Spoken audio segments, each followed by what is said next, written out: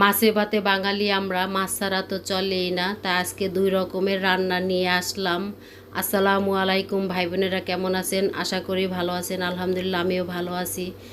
তাই এখানে একটা মাঝারি সাইজের ছোট্ট ইলিশ মাছ আছে। ইলিশ মাছটাকে আমি লবণ হলুদ দিয়ে মেখে নিচ্ছি, মাছটাকে ভেজে নিব। তা আমি মাছটা ভাজার জন্য কড়াইতে তেল দিয়েছি। তা তেলটা গরম হয়ে গেছে, তাই আমি একটা একটা করে মাছ কড়াইতে দিয়ে দিচ্ছি। তা মাছগুলোকে আমি উলট পালট করে ভেজে নিচ্ছি। তা মাছগুলো হালকা লালচে করে ভেজে নেওয়া হয়ে গেছে, এখন আমি উঠিয়ে নিব।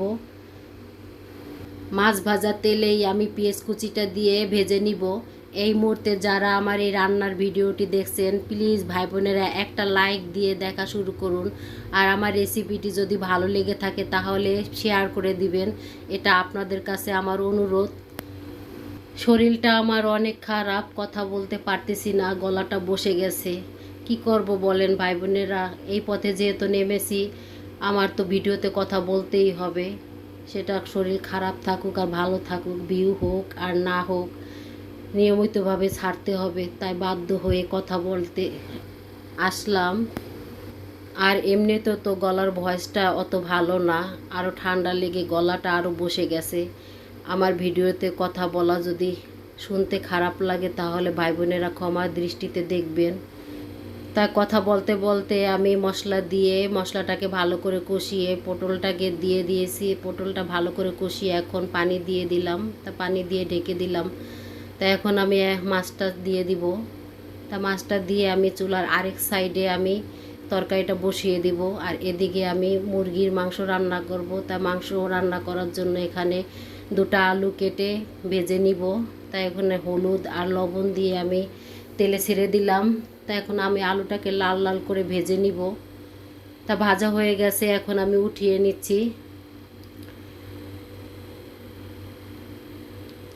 তাই ভাজা তেলেই আমি পেঁয়াজ কুচিটা দিয়ে লালচে করে ভেজে নিব। তাই এখানে দুটো তেজপাতা, সবুজ এলাচ দুটো আর কালো এলাচ একটা, আর 4-5টা লং আর 2-3টা পিস দারচিনি আর সামান্য একটু জয়স্ত্রী দিয়ে দিয়েছি।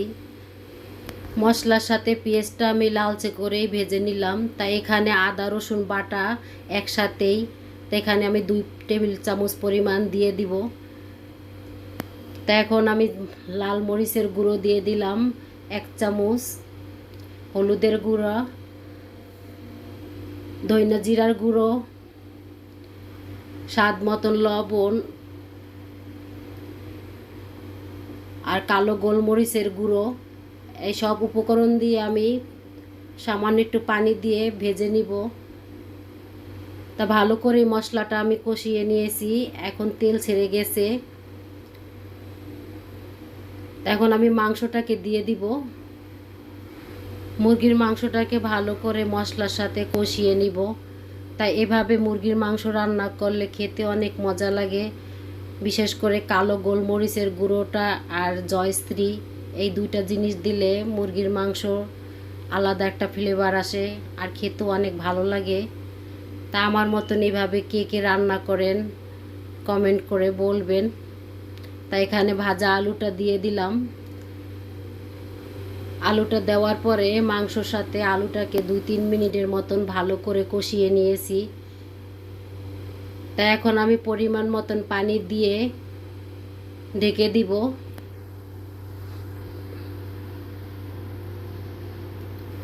তা আরেক চুলায় আমি ইলিশ পটলের ঝোল রান্নাটা বসিয়ে দিয়েছিলাম, তা কমপ্লিট, এখন আমি নামিয়ে নিব। এদিকে মুরগির মাংসটাও রান্না করা কমপ্লিট হয়ে গেছে, এখন 2-4টা কাঁচামরিচ দিয়ে আমি নামিয়ে নিব।